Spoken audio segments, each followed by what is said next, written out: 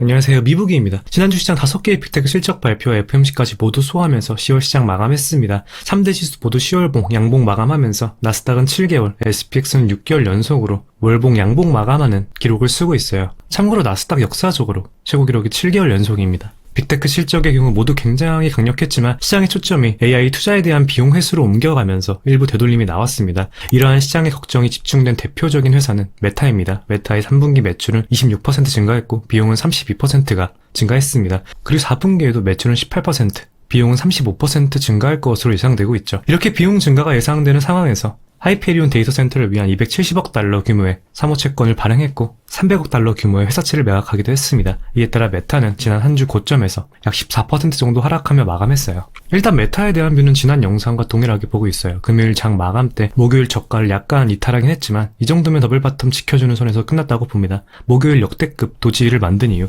아직 추가적인 방향 발산은 이뤄지지 않았다고 봐요. 메타는 이번 하락으로 극도의 과매도권에 진입하며 일봉상 RSI 27을 찍었습니다. 4월 관세 하락 당시 최저 수준 RSI와 거의 비슷한 수준입니다. 적어도 단기 기술적 반등은 충분히 나올 수 있는 구간이라 봐요. 중장기 관점에서 지금 메타 가격대는 모아가기에 충분히 유리한 구간이라 보고 있습니다만 적어도 스윙 관점에서는 200일선인 680달러 위로 빠르게 올라올 필요가 있다고 봐요. 개인적으로 시장의 메타에 대한 수급이 회복되었다는 기준점을 680달러 구간으로 보고 있습니다. 그 위로 올라오면 충분히 실적 발표에서 형성한 갭 메꿀 수 있다 보고 있어요. 최근 테슬라도 특징적이죠. 이번 주봉 및 월봉 마감 기준으로 역대 최고 종가를 기록했습니다. 테슬라는 스윙 관점에서 21선 이탈하지 않는 것이 중요하다 생각합니다. 시장 얘기를 해보면 빅스가 저점에서 계속 반등하면서 변동성이 다시금 커지고 있습니다. 주 초반 빅스가 200일선 부근인 18을 돌파한다면 상방으로 크게 열려있는 구조예요. 빅스 200일선은 지금 시장 지지와 거의 맞물려 있다 보여요. SPX 시간봉으로 보면 화요일부터 계속해서 차익 실현 매물이 출현하고 있습니다. 일각에서는 이를 보고 절세 손실 매각 때문이라고 추측하고 있습니다. 머추얼 펀드의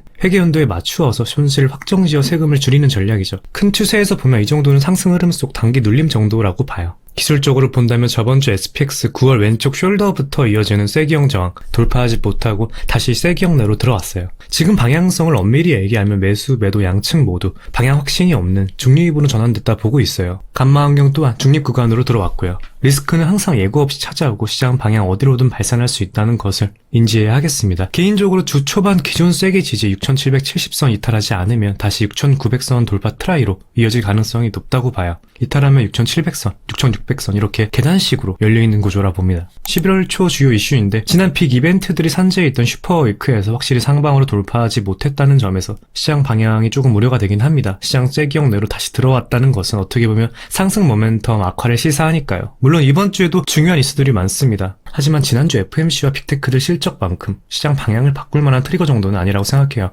이번 이벤트 어떻게 해석하는지 중점적으로 체크하시면 좋을 것 같습니다.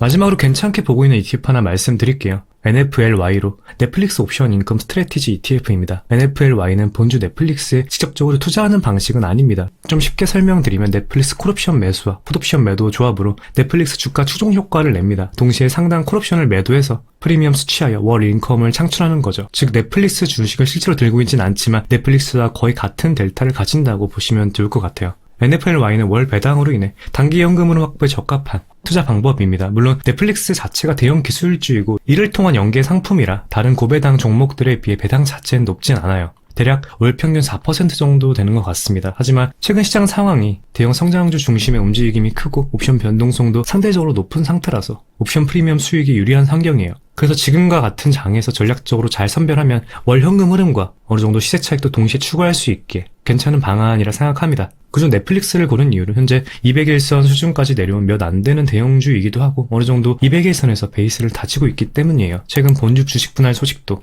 단기 모멘텀 개선에 도움을 주는 요소이기도 하고요. 개인적으로 이런 옵션 연계 상품을 선별할 때는 본주 하방보단 상방이 더 열려있고 시장 변동성도 고려해서 진행하고 있습니다. 포트 분산 차원에서도 고려하고 있고요. 본주가 V자 형식의 반등이 예상되고 시장 IV가 낮다면 본주를 활용한 직접 투자가 더 유리하겠지만 지금은 전체적으로 시장 상황도 그렇고 U자형 반등일 가능성이 더 높은 상황이라 NFLY 나쁘지 않다고 봐요. NFLY 주봉으로 보면 좀 더 명확합니다. 23년 8월 상장하고 2년 이상 14.5부터 20 박스권을 형성하고 있어요. 현재는 박스권 하단에 있습니다. 박스권이 이렇게 장기간 유지가 된다는 것은 상단 20달러 부근에서 꾸준한 분배금 실현 매도가 있었다는 거고, 반대로 하단에서는 인컴 투자자의 재매수수의 유입이 반복됐다는 겁니다. 지금처럼 박스권 하단에 있을 때 매수를 하면 분배금 수익률이 높아지는 구간에서 매수를 하는 거예요. 동시에 박스권 리스크 최소화도 가능한 구간입니다. 포트폴리오 분산 측면에서도 꽤 합리적인 보완제 역할을 할 수 있기 때문에 성향이 맞는다면 본주 넷플릭스 정배열이 유지가 되고 시장 전체적인 상승 추세가 훼손되지 않는 선에서 한번 고려해 보셔도 괜찮을 것 같다는 말씀 드리면서 오늘 영상 마무리하도록 하겠습니다. 오늘도 시청해주셔서 진심으로 감사드리고 도움이 되셨다면 구독과 좋아요 부탁드리겠습니다. 궁금하신 점은 댓글 남겨주시면 확인 후 답변 드릴게요. 감사합니다.